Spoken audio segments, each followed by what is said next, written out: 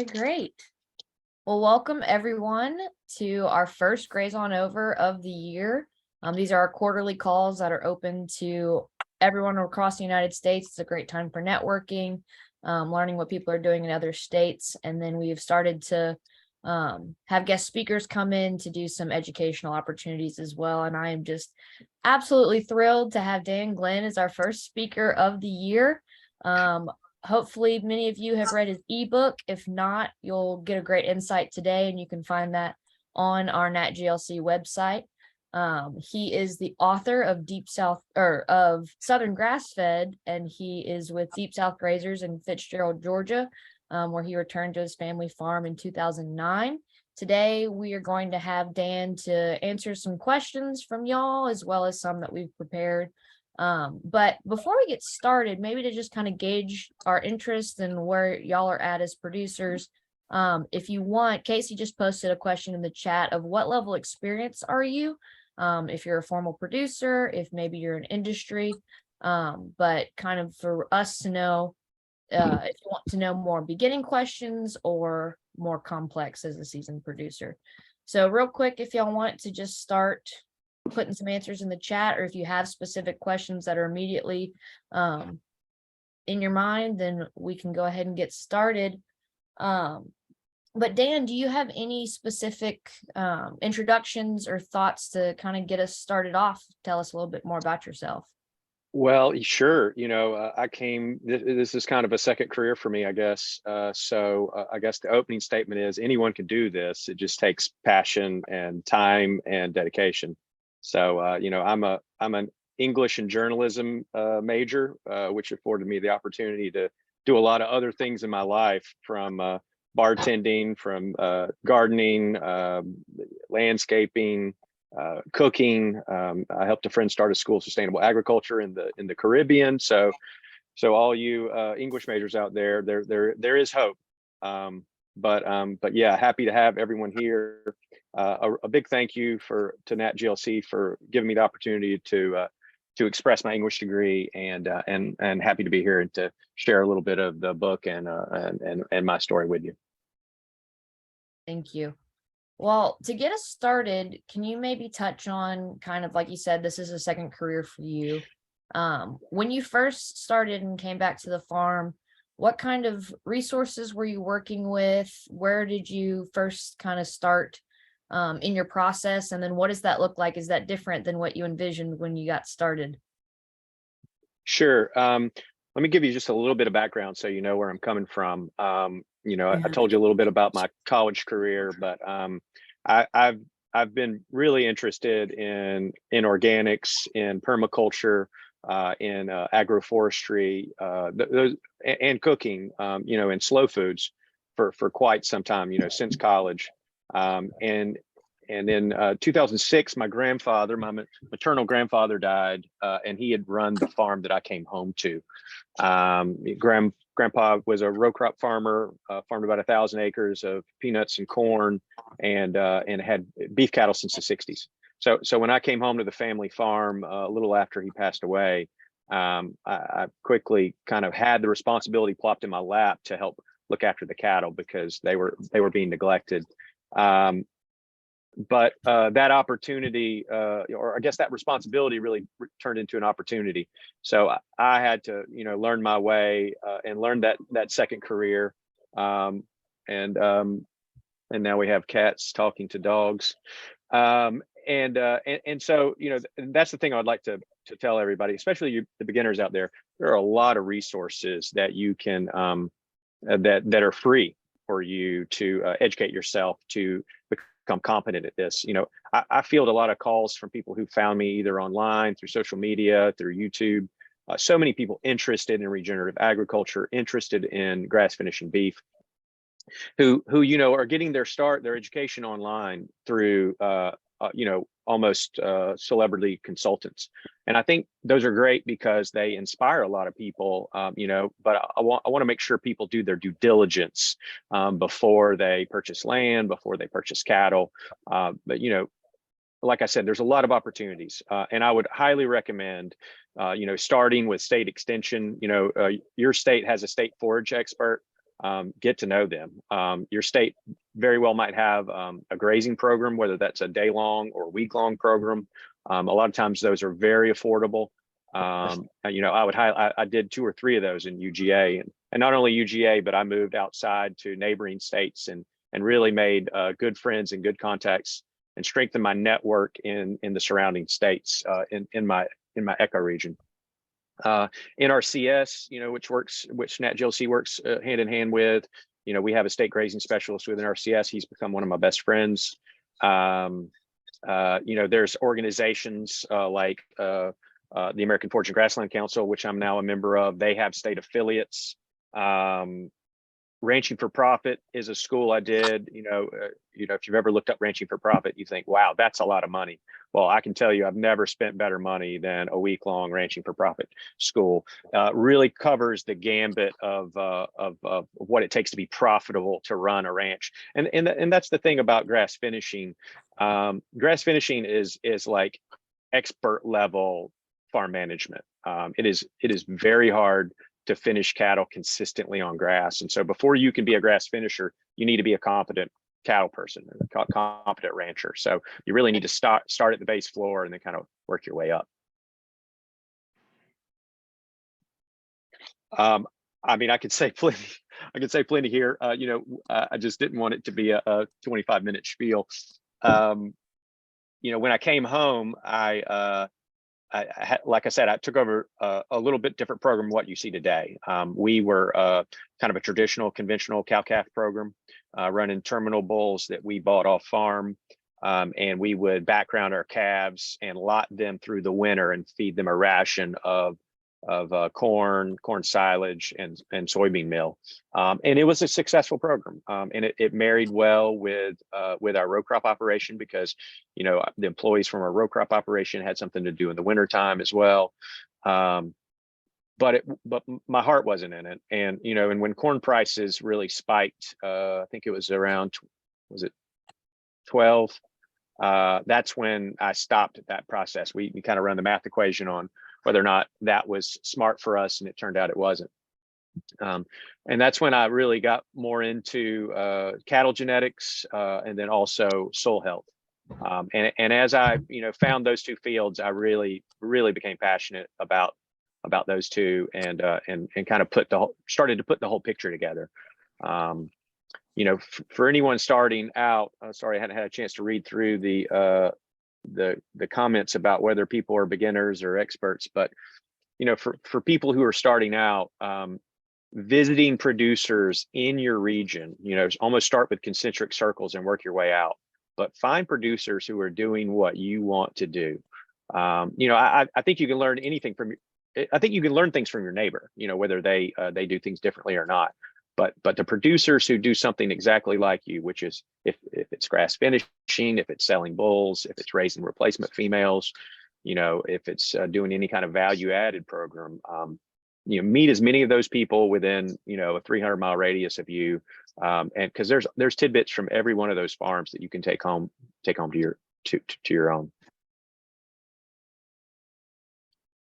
That's great, Dan.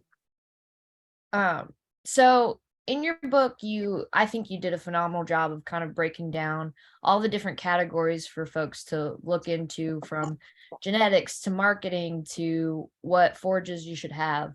For you personally, what are some of the biggest challenges that you had starting out? And has that shifted today possibly? And then, I feel like in your book, you say all these different categories to pay attention to, and they definitely all have their place, but is there a certain one that you feel like needs to really take charge, maybe especially in the beginning? Well, genetics was an early challenge for me, because the cattle that work well eating corn and soy don't necessarily work well finishing on grass. Fortunately, I developed a real passion for that early, and started making genetic changes. Choosing the right cattle breed, choosing the right lineage of cattle, those are things that just require good due diligence, and meeting the people who are successful at what you're doing in your bioregion, and learning from their genetic mistakes and their genetic successes. That will go a long way. if you live in fescue country, don't go to Western Wyoming to purchase your seed stock. Choose someone from, a hot, humid climate, hopefully that is breeding on fescue. I told you I had a real passion for this, and I really jumped in, head first into educating myself with with the conferences and the field days and visiting farmers. When you capture that knowledge and you're trying to synthesize and put all that knowledge together, that's one thing, and that's the easy part. The hard part is to put it into practice and to be consistent with it. And so that's another thing that I think it's easy to be challenged by is getting crops planted at the right time, not making mistakes, being overstocked or moving cattle too slowly or returning to a field too quickly. There's a real learning curve. If you've never owned cattle before, don't go buy 500. Start small, potentially work with another producer, as an understudy. I mean, there's a lot of things you can do, I think, to set yourself up for success. But and like I said earlier, taking an animal from birth to finish is quite difficult. So, it might be something that you start by trying to buy, 500 weight stockers and taking them to 600 pounds or 700 pounds. So there might be intermediate steps that you want to take before getting to your end goal. But the thing I can't stress enough is really do your due diligence. As a little aside, recently met a producer who had done a lot of things we talked about, very interested in grass finishing, had spent a lot of time reading, and was kind of starting their journey. Ended up buying some really good calves from a person who bred for grass finishing, was in the process of setting their farm up, but got a little bit ahead of themselves and received those calves before their infrastructure was done, and found themselves taking water to those calves a couple times a day. So really make sure that your plan is in place, and that your farm and your infrastructure is ready for cattle before going out and getting involved. Perfect. Michael has his hand raised. He just messaged me that he's got to jump off, but I don't know if you've got a quick minute to ask your question, and then we can have it addressed in the recording.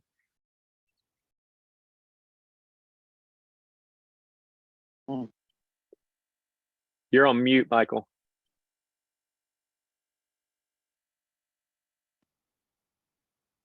I don't know if Michael's okay. Michael, you're on mute. I don't know if you're gone yet or not.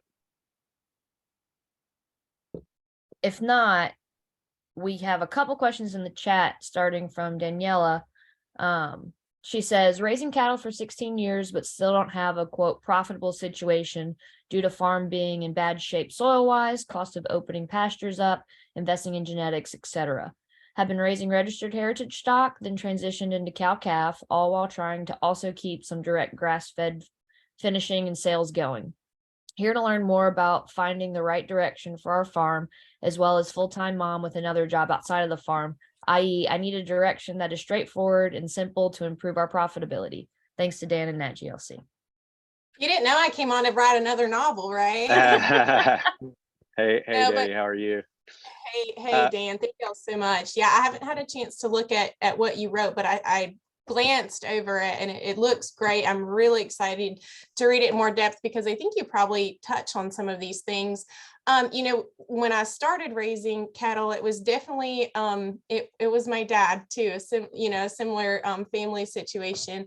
And so when he passed away, I was about 23. And so I came into this situation with kind of like, oh, I don't know what I'm doing, but I have to know what I'm doing. So we kind of just went along with that for a while. And then we realized all of our hopes and dreams were hopes and dreams, and we needed to get realistic with it. And so we started looking at our soil and kind of came to the conclusion that the reality of our farm, it just really needed more animals on it. Well, then we just to help with the fertility and trying to, instead of move 10 animals in an area, let's try to move 60.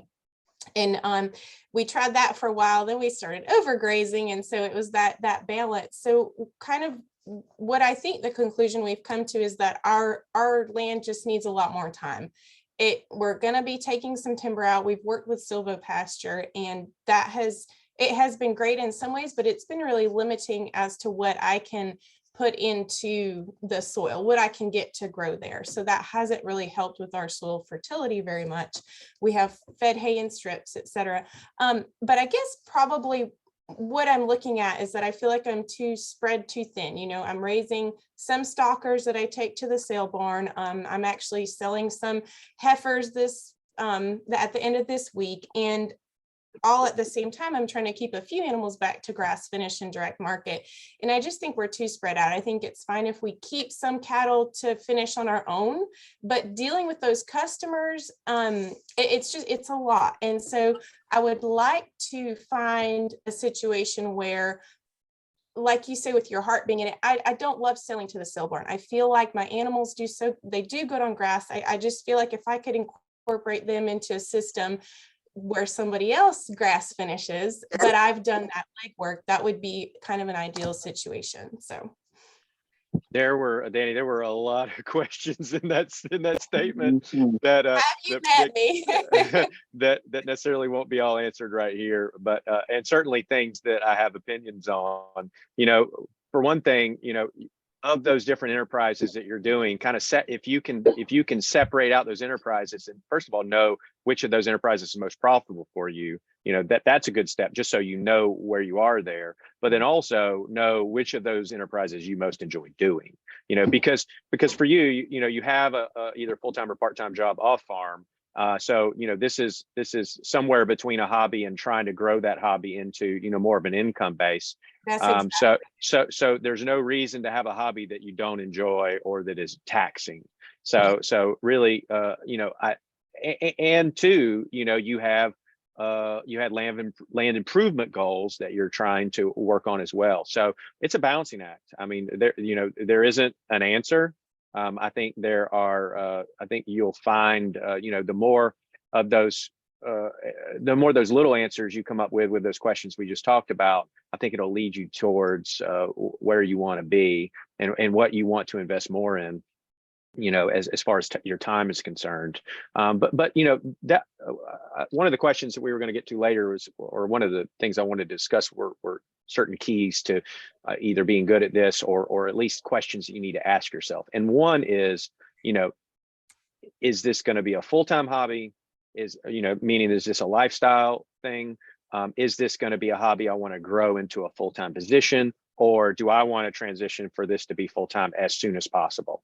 And you need to know the answer to that question. And you might not know it immediately. You know, you might think, hey, this is a hobby that I think I want to grow into a full-time business. And I would honestly recommend doing that over pouring a lot of money or borrowing money into making it a full-time business without really knowing, you know, and understanding what all that entails. You know, I think it's much easier to have an enjoyable hobby that you don't lose money at than it is to do this, you know, on a full-time basis and feed, you know, 5 kids and send them to college. It requires a lot of scale. It requires potentially leasing land or either owning land and not paying for land. You know, the margins in the cattle business are relatively tight. You know, there's certainly ways to value add, and you know, that's something that, you know, my farm has had to figure out. You know, when we first got started, I wanted to grass finish under pivots under my row crop land in the wintertime, you know, and have some of those pivots be full-time cattle development, and then just sell wholesale grass finished beef. But you know, as we got into that, we realized, well, there really wasn't a strong wholesale buyer partner out there who was kind of willing to pay the money that we felt was necessary in order to do that on a full-time basis, which is why I launched Deep Grass Graziers and started direct marketing. And you know, with direct marketing, you know, there are better profit margins, but you also have a new career, and that's marketing, and it's dealing with a processor, that's dealing with a consumer. You know, and I found out that was my least favorite part of the job. I mean, I love having a brand. I love having, you know, my own business that's forward, you know, consumer facing. you know, if you've ever grass finished and you sell 10 steaks and, you know, and 6 or 7 people say it's the best steak I've ever had, and you don't hear back from 3 people, and one person said, oh, you know, it didn't taste right to me.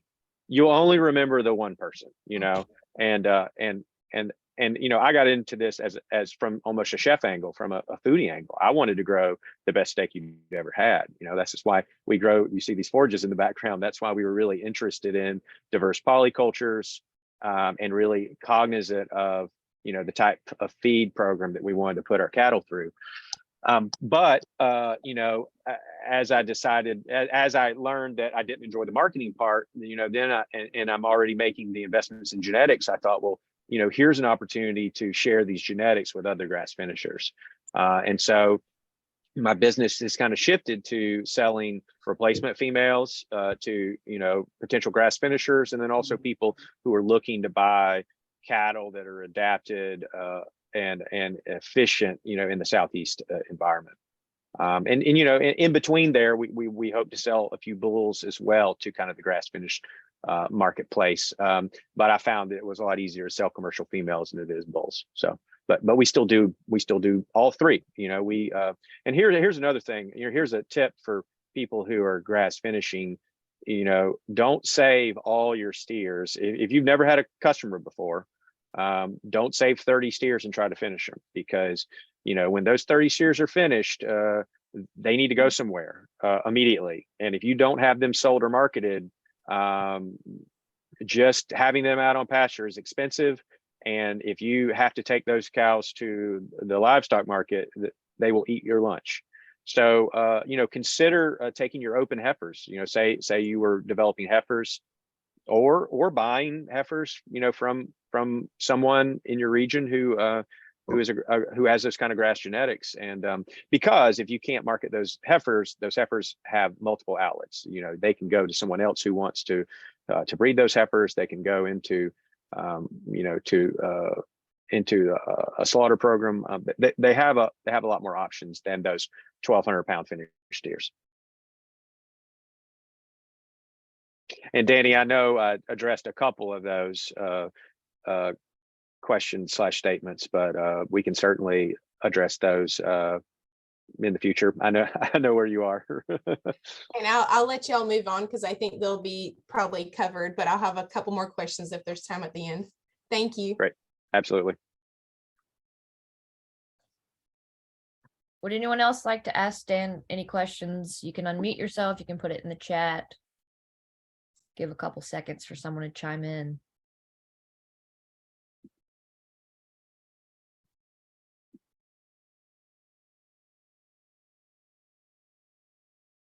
All right, we got one coming in the chat. Byron says, seeking to improve my forage base and forage health, think my pastures can be 3 times better than they currently are. You know, I think, I mean, all of us ranchers should be focused on our soil health, and our soil health will lead to better forages, and better forages will lead to better animal performance, better animal health. You know, I suspect someone who's been in it a while probably has relationships with extension, you know, with potential grazing specialists. I'm constantly still asking questions of the people that I most respect in my region of you know, successes and failures they've had in new studies, you know, novel species that, you know, maybe don't get a lot of attention but might fit in a sward. I'm a big, if you see the you know, the background behind me, I'm a big believer in really having a diverse sward. I think that you know, there are certainly there are backbone forages that we should be leaning on depending on where we are, whether that's, you know, Bahia Bermuda in the south, you know, fescue and legume systems through you know, North Georgia up to Illinois. You know, and there's new varieties, you know, and there's annuals. I think, you know, I think that it's very smart for us to have a mixture of perennials and annuals. You know, I think those perennial species really do a great job of building soil health, but you know, overseeding or allowing annuals to reseed on a regular basis are really valuable, you know, to to the profitability of our farm. I just got back from the American Forage and Grassland Council meeting. Saw a great presentation on the value of legumes. I mean, it's kind of a no-brainer, right? Legumes are taking nitrogen out of the air and putting them in soil, but it did a cost analysis of what fertilizer costs right now and the establishment value, the establishment cost of legumes.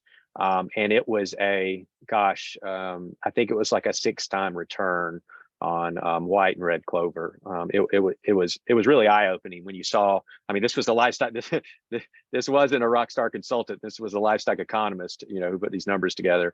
And it really made me come home and say, why don't I have, more legume species on every inch of my property? And that's not to say that, understand what soils you're starting with. If your pH, I mean, and that goes back to, to soil monitoring and soil testing. If you're not soil testing, if you don't know what the pH is on your soils, if you don't know what you're lacking macronutrients and some of the minors might be, those are questions you need to answer first, because you need to know where you're starting with and what is the thing that what is the low-hanging fruit of money I can spend in order to get the most bang for a buck. But certainly if you have a pH of 6 or more, then there's a lot of legumes out there that will work for you. So we have 2 questions that came through after Byron, but I'm gonna jump Bob because I think starting with Pete's question and then circling back to Bob's. Pete Deal said, Dan, what forages are you growing? Where would you start when trying to diversify a Bahia monoculture? Yeah, that's a great question.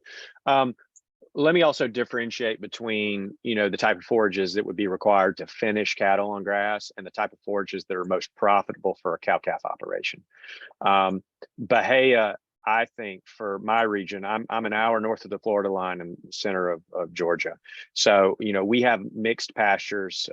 Our unimproved pastures are predominantly Bahia or Bahia Bermuda mixes. And we have quite a few weed species. I call them forbs. And in some of those places, they are a benefit, I feel like. In some of those places, they are verging on needing to be addressed. I've been very hesitant to use herbicides. I'm not 100% no herbicides. We do some spot spraying. I haven't done much blanket spraying, but I'm not organic. I'm thoughtful of tillage. I think tillages can be, very detrimental to soil health. But you have to design a grazing system that's going to work on your property for your goals. So I think anytime that we can keep those soil health principles in mind, keeping something growing year round, having diverse species mixes, allowing for rest and recovery, using animal impact, and minimizing disturbance. Those are things that we need to have in the front part of our head as we make decisions. Bahia is its own thing because it really forms a dense sward, and the places where you see the most, I think, weed encroachment in Bahia is typically disturbed areas where you fed hay, where you've overgrazed, where you've had a lot of animal impact. But it can be a little more difficult establishing, other annuals into a Bahia culture. When I've established new pastures, I've actually tried to get a little crabgrass in some of my Bahia pastures. Crabgrass is, I think, an underappreciated summer annual. It can be, you kind of have to learn how to manage it. It will deal with, medium to low fertility. It will deal a little bit with drought, but when it gets rain, it really goes. But it is a real high quality summer annual. But I think some of the backbone legume species, white clover, can be, whether that's, I just had a recommendation the other day from Rocky Lemus, and I can't remember the variety. I'll think of it before it's over. Duran is kind of a backbone white clover species. Always go to yours. I think the state extension, your land grant universities a lot of times have have field trials with your legumes that you can check out. But I think white clover is probably one. You have to be careful with ryegrass. You know, I've had let me say, I love ryegrass. I think ryegrass is probably the most nutritious. You can probably get better cattle gains on ryegrass than any other winter annual, but it can be competitive in the spring. Another reason why I don't like planting monocultures, you know, if a lot of times with an overseed situation, I have, especially for the fall or winter, I have small grains, you know, I have a little bit of ryegrass. Hairy vetch is something that I've really grown to love. It'll produce a hard seed. So if you allow it to go to seed, you can really, you know, keep that around for a bit. It almost needs to be stockpiled though. You won't grow a lot of forage unless you keep the cows off of it till late in spring. I have experimented with chicory, plantain, what else? White and red clover, airleaf clover,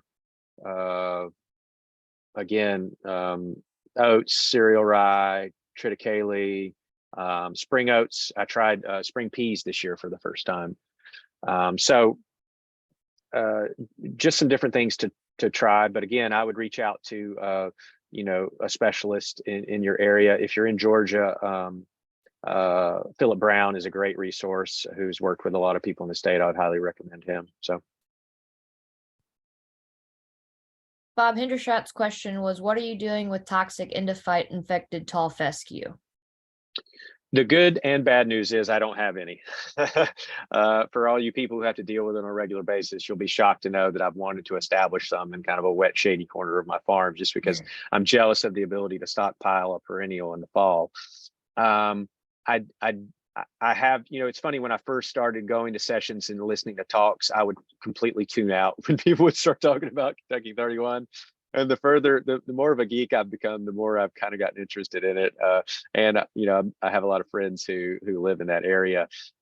So I do have some opinions about it now. I'm certainly not an expert because I don't have it, but I will say, I've been to enough talks to realize it can be managed quite successfully. However, the wrong genetics will not do well on it if you do not have another source of grazing in the summertime.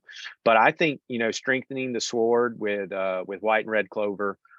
You know, I was just on a buddy's farm yesterday, believe it or not, and he asked me this question, and I told him, I was like, you need to go talk to Matt Poore at the Amazing Grazing Program in North Carolina, because he's going to have a definitive answer. But you know, he had a what I would call it kind of a damaged stand. It wasn't a really strong stand of Kentucky 31. It'd seen a lot of grazing pressure, and you know, he was still kind of in the muddy season, and you know, and I mean, somebody else on this call might have tried this or even thought about it, but I thought, you know, this might be a good time to throw some crabgrass seed out there and just see if, you know, if you can get crabgrass to kind of come into the, you know, some of those empty spots in bare ground. Because, you know, that's the issue with Kentucky 31, besides having cattle that aren't genetically adapted to it, is it's that summer period from, you know, I don't know, May to August. Probably depends on your region.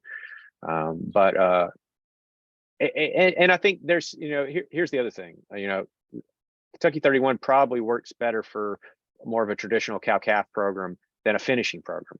If you're trying to finish, and that opens up another point I'd like to discuss, is it's a lot, typically certain regions have specific time periods based on their forages that they're more successful at finishing cattle. Meaning that last 3 months or 4 months of really, because that's the time where it's really hard to put weight on. You know, it's a little easier to put weight on a 500-pound calf than it is a 1,000-pound steer.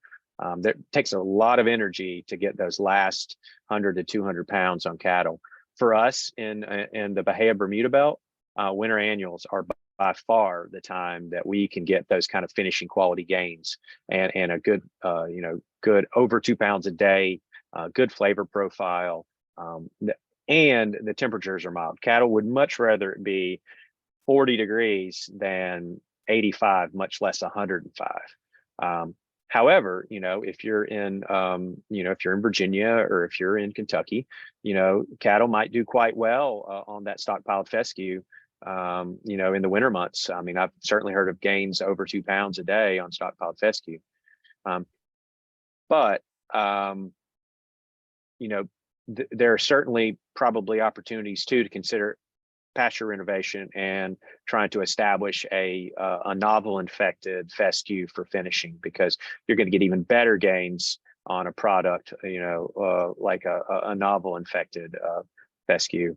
You know, and two, that might be the time, you know, where you want to have you know, a summer annual like crabgrass. You know, if you're trying to finish cattle in those environments, you know, perhaps you have 20% of your farm or 30% of your farm in something like crabgrass or even pearl millet, sorghum Sudan, something that you can really get, you know, those good gains to get, you know, the finishing weight on them, because you won't be, I mean, I say you won't, I'm sure somebody has, but it will be difficult to finish cattle on infected fescue in the summertime almost anywhere.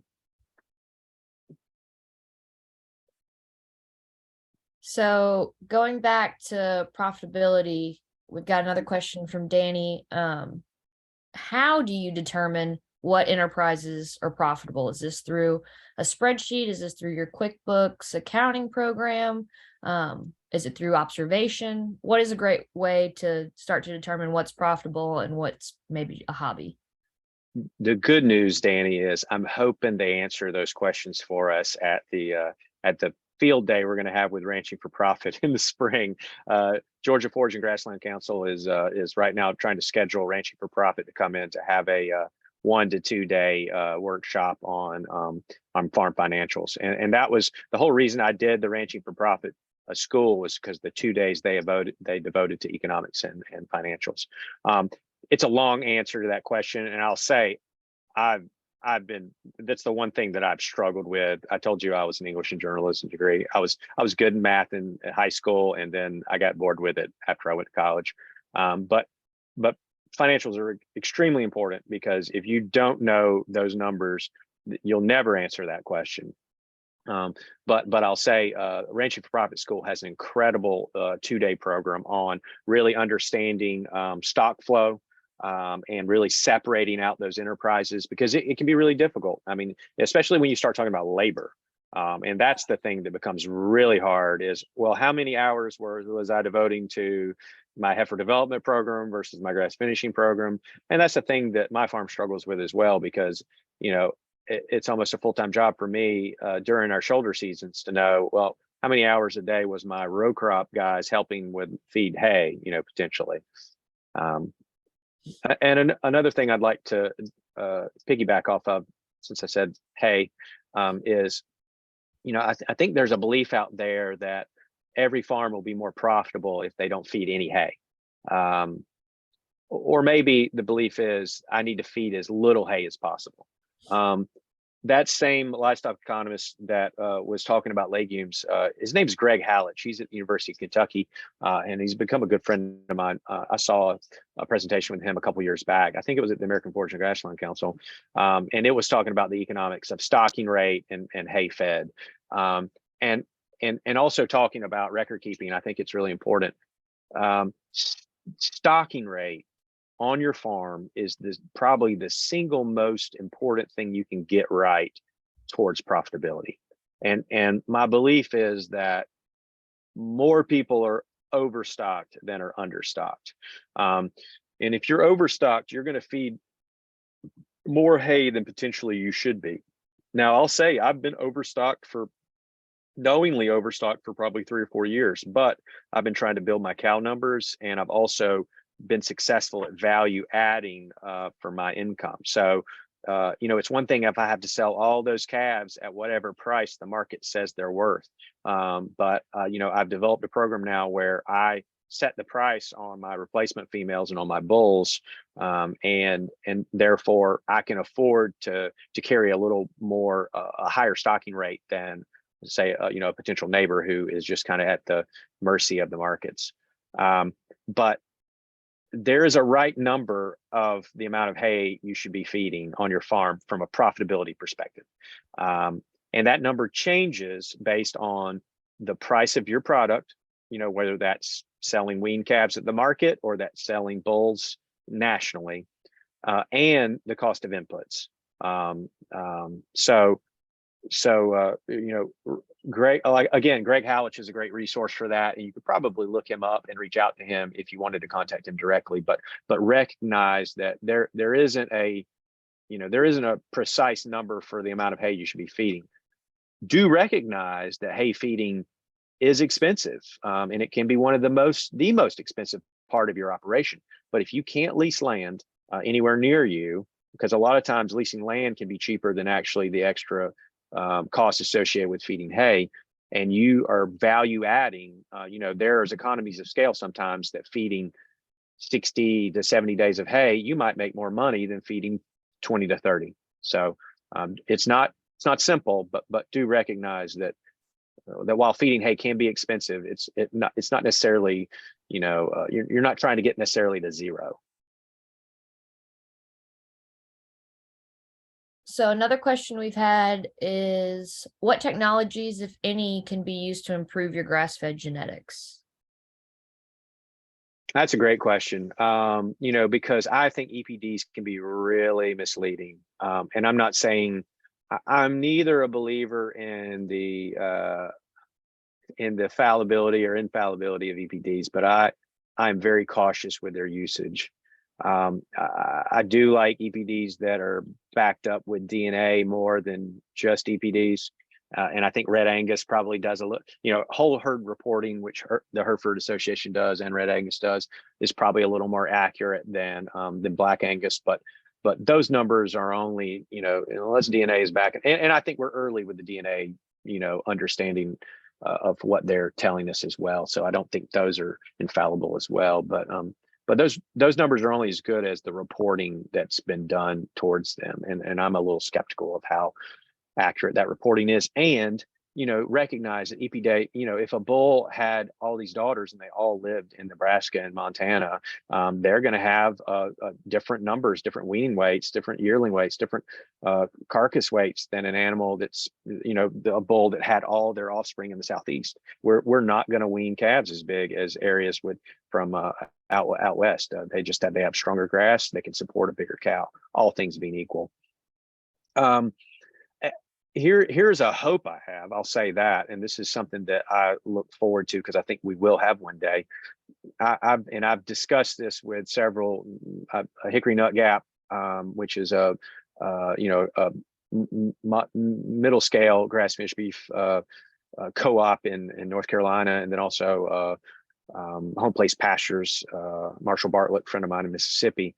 I really think we need track and trace data of grass finished beef carcasses and tracing those carcasses via EID technology back to sire groups, so that we have actual linkages between cattle that graded well on grass and it can be linked back to certain bulls. Because I don't think you can look at a current EPD, say a marbling EPD, or an Angus sire, and know if that cow is actually going to marble well on forages. I don't think there's necessarily a direct corollary there. So we don't have that yet. I hope to have that. I hope to be able to use that. I think terminal breeding in the grass finish world, we have a lot of information and data to collect to know with certainty what animals are going to be really good at that. I have some ideas. I think there are mixes of a few genetic lines that are better than others, but I don't have enough data to say that with certainty. It's more anecdotal. It's more my eye and what I've seen from my own farm. I've had cattle finish prime on grass, so it can be done. The key is having a consistent quality carcass that grades well, that grows well, and that has appropriate tenderness. So I think I don't think we're quite there yet, but I think we're on the road. I love all of the conversations happening in the chat. I believe that I've hit all of the questions that were in there. If not, please chime in or raise your hand. But we do have time for probably one more question for Dan. I'm trying to keep it to that 1 hour mark. So if anyone has a final question, please chime in. I see Rob had a question there at the end of his, and I think he's might have stepped out, but it was basically about natives and grass finish production. I've used natives before. I've used Eastern Gamma Grass at least. The numbers I don't know any producers, specifically, but I have seen numbers that showed, over 1.5 pounds, right around 1.5 pounds to 1.75 pounds per day gains on natives. So that's approaching, what we would want for that summertime period, unless, I think that would work better where you were actually finishing in the winter and you were just trying to take those gains through the summer. But I don't think it's outside of question. Crabgrass might be a better fit, but I don't know about the flavor profiles, of natives either.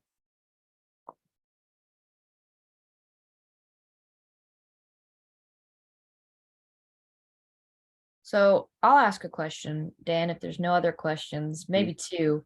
But the first one is, I've heard it been said by folks in the South that we don't have high quality enough forages to truly grass finish without some kind of supplement.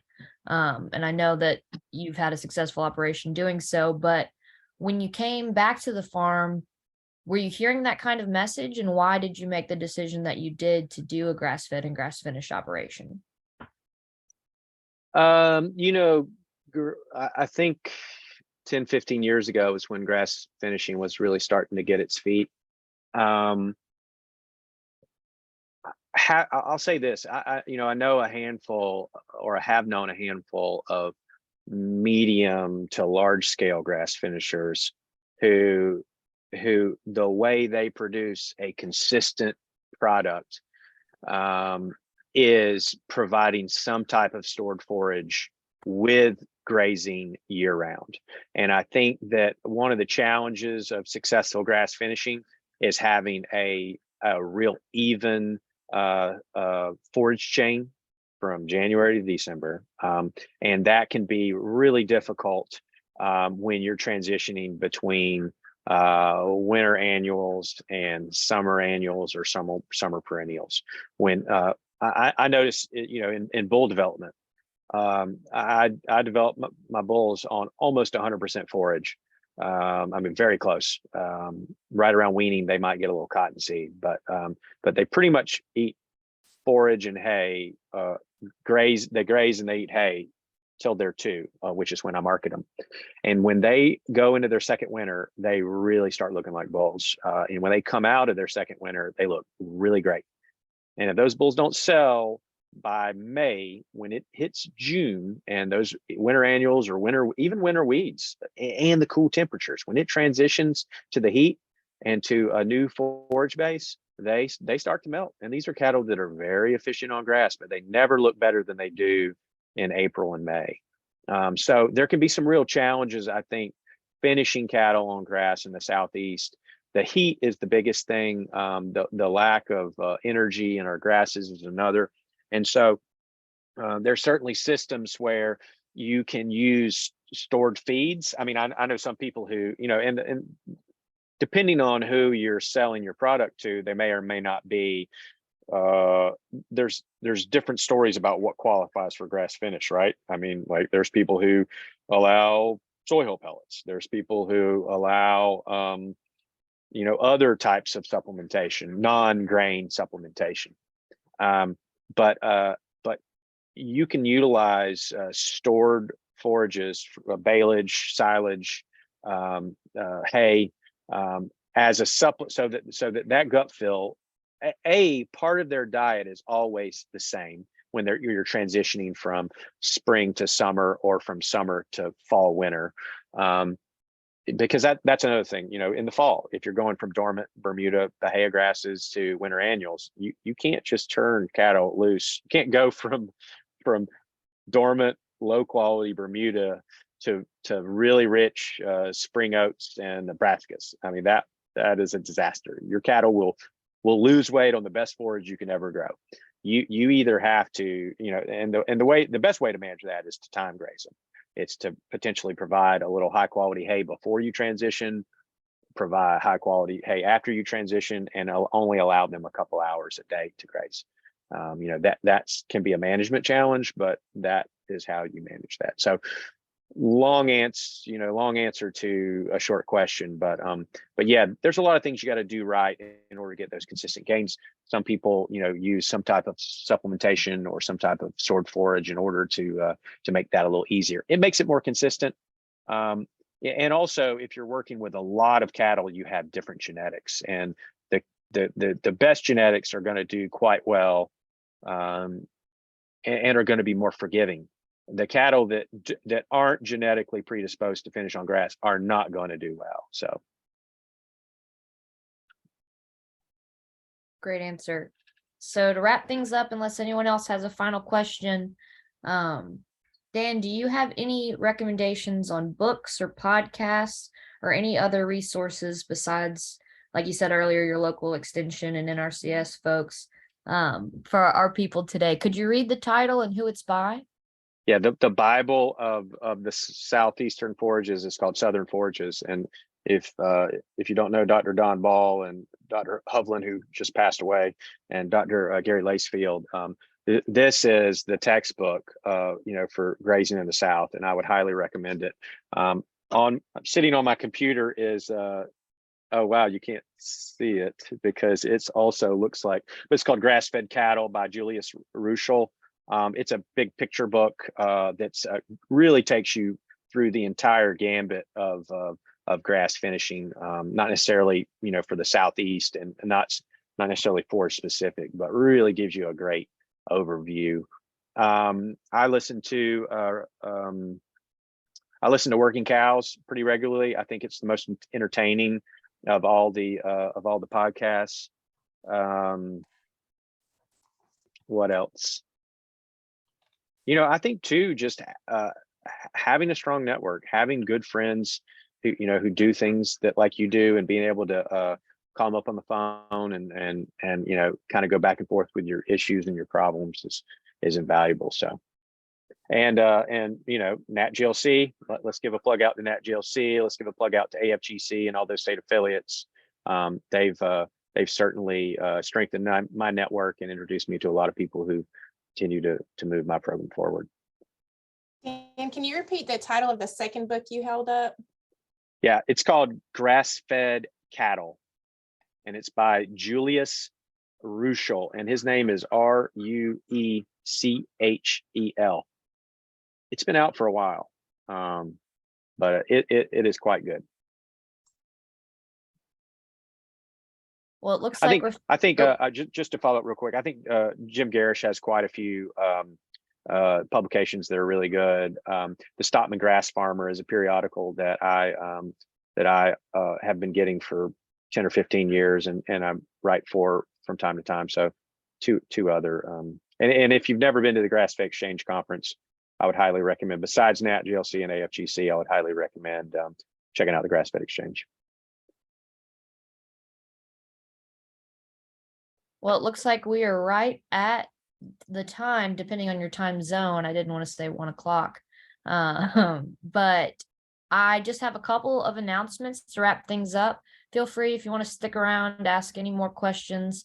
But we do have another Graze on Over, which is going to be the first Thursday in April 6th.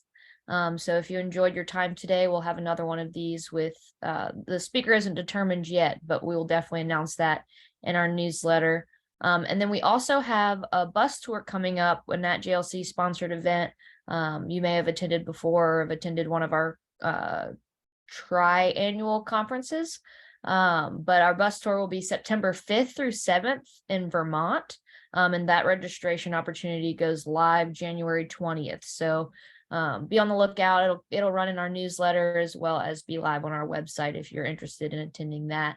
But besides those things, that is all I have for y'all today. And we will have this recording able, if you want to share this with friends or family, we'll have that link sent out to y'all. So y'all have a great day and thank you so much for attending. Thanks, guys.